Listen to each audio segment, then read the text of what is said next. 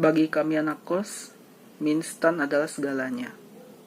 Teman setia, selalu bersama, selalu ada di setiap keadaan. Bestie banget. Hai, kembali lagi sama gua Taufik di channel Waze. Bagaimana kabar kalian? Semoga sehat selalu ya. Kalian kenal mie instan kan?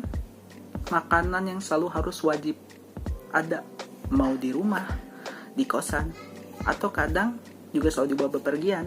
Tinggal bawa termos, beres dah, tinggal dimakan. Makanan ini tuh sudah sangat menjadi primadona lah ya, terutama di masyarakat Indonesia. Ada banyak sekali merek mie instan yang hadir dan siap memanjakan lidah kalian. Bahasanya. Di kesempatan ini, gue bakal bahas sejarah mie instan. Ya, supaya kalian tahu dan jangan bisanya cuma makan doang gitu. Karena seinstan-instannya mie instan, itu ada proses gitu, yang ngebuat mie biasa menjadi mie instan gitu. Ya udah, nggak perlu lama-lama lagi. Yuk kita bahas sejarah mie instan.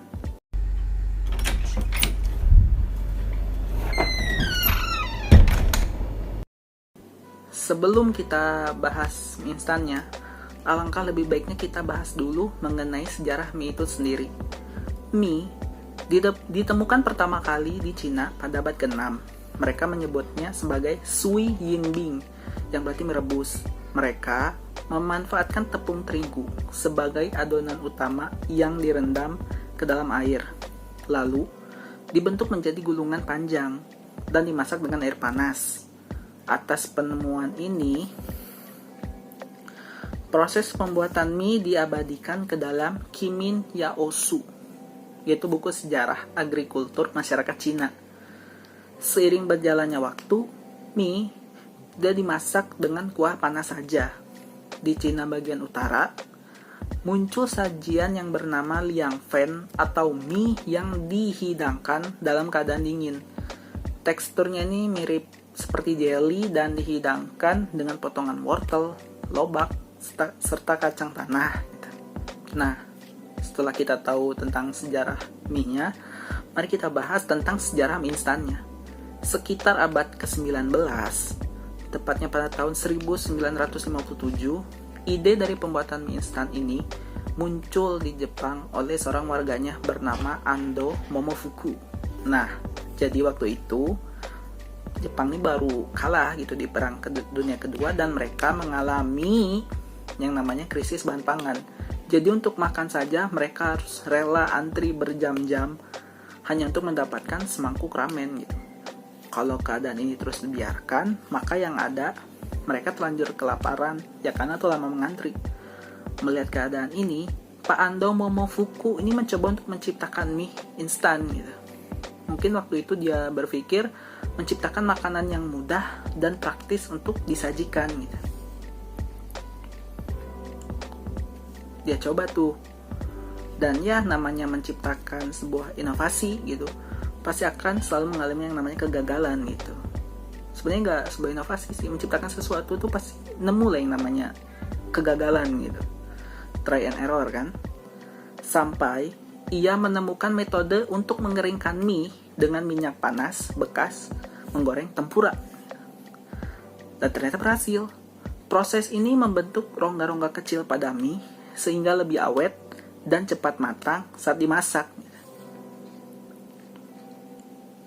Lalu, ia cobalah kan menjual mie instan hasil penemuannya dan ia beri nama Chicken Ramen pada tahun 1958. Hasilnya gimana? Ternyata mie instan ini laris manis. Lalu ia juga mengenalkan mie instan ke Amerika Serikat dengan kemasan baru menggunakan cup styrofoam yang tahan panas gitu. Tujuannya agar konsumen bisa merebus dan langsung memakannya tanpa repot gitu. Simple gitu kan.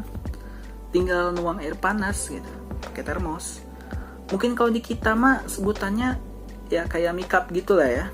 Ya tau lah kan, mie cup tuh ada mie cup itu ada dari merek apa aja gitu. Nah, sekarang kita bahas nih sejarah mie instan masuk Indonesia. Pada tahun 1968, mie instan tiba di tanah air.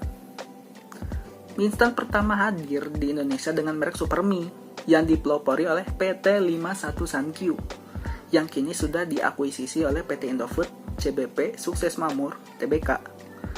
Supermie pertama hadir dengan rasa kaldu ayam, lalu disusul berbagai inovasi rasa lainnya. Dan kita tahu lah ya, berbagai macam rasa mie instan Indonesia itu terinspirasi dari makanan khas Indonesia, seperti sate, rendang, ayam panggang, dan sebagainya gitu. Saya suka Supermie. Halo, kita jumpa lagi. Sejak dulu saya suka Supermie. Dan menurut gua, ini bagus. Bisa menjadi jalan buat memperkenalkan makanan khas tiap daerah. Dan kita juga tahu kan, kalau produk mie instan dari Indonesia sudah ada yang diekspor ke luar negeri, berarti ini juga sekaligus mempromosikan kepada masyarakat di luar sana gitu. Ya, keren gitu. Ini keren gitu. Bisa memperkenalkan makanan khas Indonesia melalui produk mie instan. Mungkin cukup sekian aja ya pembahasannya. Gua bikin ringkas supaya lebih mudah untuk dipahami dan gak bertele-tele aja. So, buat kalian yang tahu info-info lainnya, tulis aja di kolom komentar ya. Mari kita saling berbagi ilmu. Oke? Bila mana ada kesalahan penyebutan informasi, silahkan tulis aja di kolom komentar. Gua sangat terbuka dengan kritik dan saran. Jadi jangan malu untuk berpendapat ya. Kalau kalian suka video ini, jangan lupa like. Kalau kalian ingin berpendapat, silahkan tulis di kolom komentar. Kalau kalian rasa video ini bermanfaat, jangan lupa di-share. Dan kalau kalian ingin berlangganan, dan supaya tidak ketinggalan video-video baru dari gua saranin untuk subscribe. Oke, gua Taufik dari Waze. Sampai ketemu lagi di next video. Bye-bye.